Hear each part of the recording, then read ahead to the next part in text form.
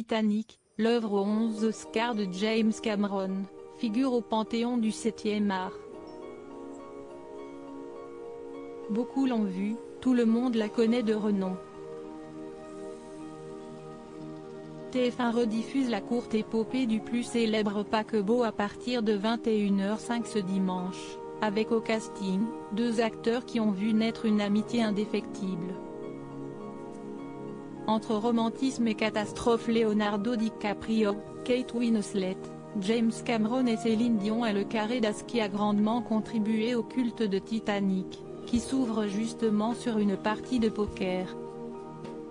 Or, c'est une combinaison mêlant les 10 et les as qui permet à Jack de monter à bord de celui que l'on surnomme à tort l'insubmersible.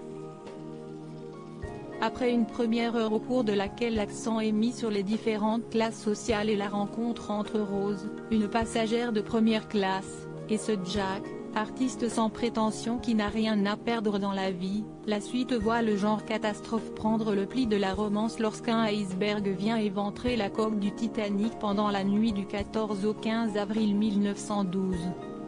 Quelques heures avant le début du naufrage, Rose et Jack ont partagé une scène d'anthologie qui a contribué à mettre en relief aussi bien la qualité des effets spéciaux déployés pour rendre la maquette du bateau des plus réalistes, que l'intensité du coup de foudre de 2 personnages que tout oppose socialement.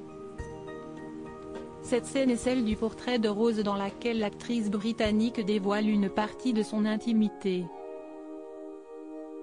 Jack, très gêné par la beauté de cette femme, et son milieu n'est pas étranger à l'intimidation du peintre, bafouille avant d'exécuter les premiers coups de pinceau.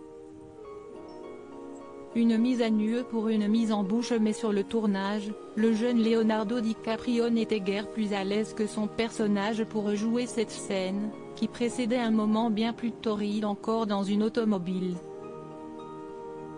Ainsi, avant de jouer la séquence du portrait, Kate Winslet s'est entièrement déshabillée pour permettre à son partenaire de gagner en assurance. Le trouble de Jack et Rose a gagné la sensibilité du public qui n'a pas non plus oublié le moment sur la planche quand les 2 tourtereaux se tiennent la main avant que Jack ne soit englouti par les profondeurs de l'Atlantique.